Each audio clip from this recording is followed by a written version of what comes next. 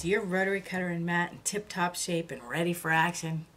Hi, my name is Terry Santra, and I'm the head moose at Purple Moose Designs.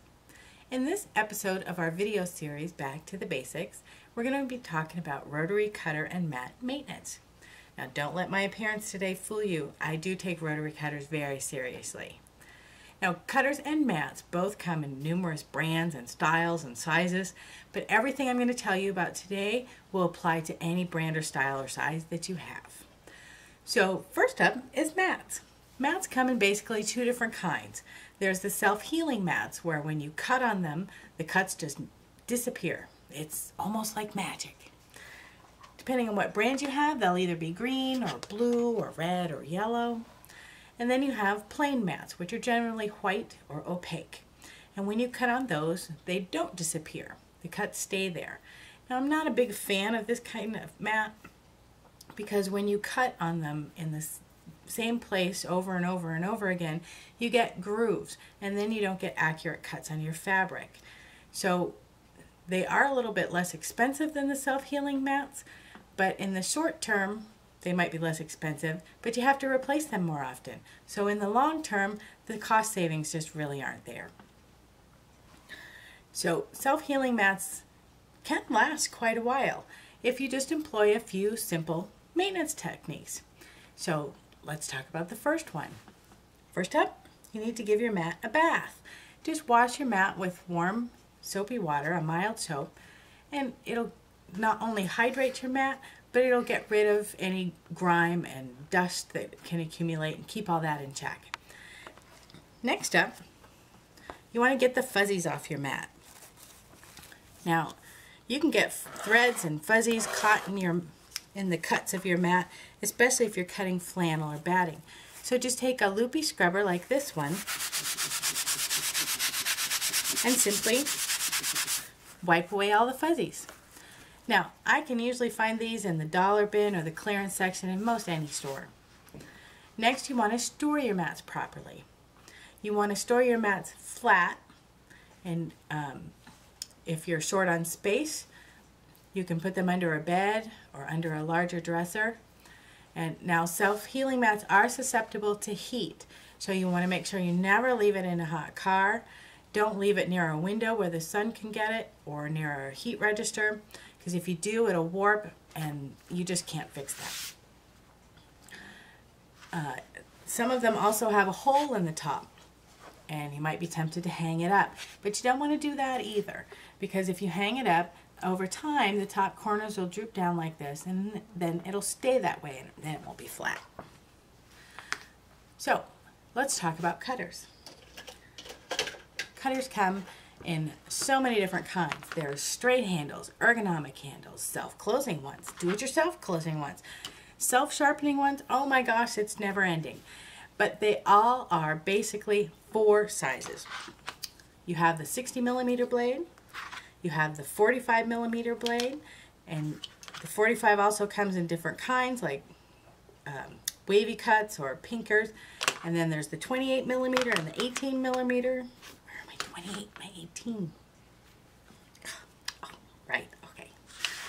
So, if you are cutting with curved rulers or you're doing little itty bitty pieces, then you want to use either the 18 or the 28. If you're cutting really sharp curves and little tiny itty bitty pieces, then you want to use the 18. If you're doing more long sweeping curves and just small pieces, then a 28 will be fine. Now, the 45 is the go-to blade for most people. It's very universal. It does just about all the jobs well, and it cuts through about 4 to 6 layers of fabric with ease. If you want to cut through more layers of fabric, then you're going to have to step up to the Big Bertha, the 60mm blade. Now, cutters also have a few simple maintenance tips to help them work more efficiently. The first one is to sharpen your blade. Now, you have one of these. This is a blade, right? This is also a blade. You sharpen this one, don't you? Well, you can sharpen this one too. Simply think of a rotary cutter blade as a round knife. The sharpening techniques are the same. It's just simply a matter the shape of the blade is a little bit different. Now, there are lots of sharpening instruments out there, but this is my favorite. This is called a turn sharp.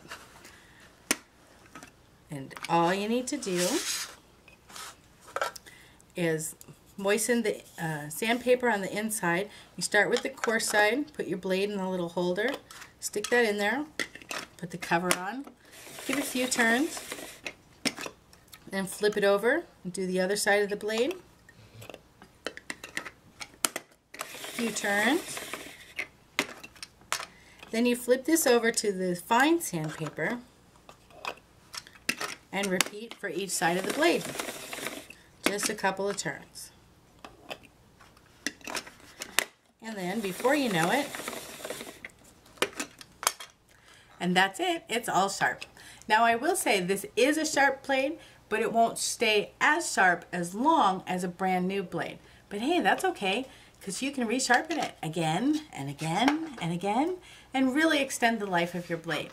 But there will come a time when the blade is just no longer usable, like if you run over a pin and you get a nick in it, and you'll need to dispose of it. So how do you do that? I like to take one of the containers that they came in and I write used on it. And then I put the icky blades in here, and when it's full, I can toss the whole thing in the trash. If you don't have one of these containers or don't have an extra one, then you need to go through your recycle bin and find something that's sturdy that will hold the blade, that you can put it into the trash that way. You don't want to just throw a blade into the trash because that can get really messy. So next up, we want to clean your blade or your cutter. I do this every single time I change or sharpen my blade. It's amazing how much dust and lint gets caught in there. And all you need to do is take a scrap of fabric or batting or a rag and just wipe all the little bits and pieces. Speaking of pieces, every single time I teach a class, there's at least one person whose rotary cutter isn't working properly. 9 times out of the 10, the reason for that, it wasn't put back together correctly last time they changed the blade. So here's a little tip on how you can keep yourself organized so you get it put back together correctly. When you take your rotary cutter apart, simply lay the pieces out just as they came off in the order and direction that they were. Careful with the blade. And there you have all the bits and pieces. And take your little rag and wipe everything down. Pretend this is a new blade. It's amazing how much stuff you get accumulated in here. You can also take a picture with your camera or your phone so that you can remember the order that it was when you took it apart. And then you get it all put back together. And that's it. So, now we have a mat that's clean and smooth. We have a cutter that's all got a brand new sparkly blade and it's all clean. What do you say we go cut something? Oh, what? Oh, we're out of time. Well, I guess that's it for this episode. Stay tuned for another episode when we talk about rotary cutter safety and rulers. But that's it for now. Thanks for joining us. Oh man, I got a headache, wicked headache. I need to get an aspirin. Can you give me an aspirin?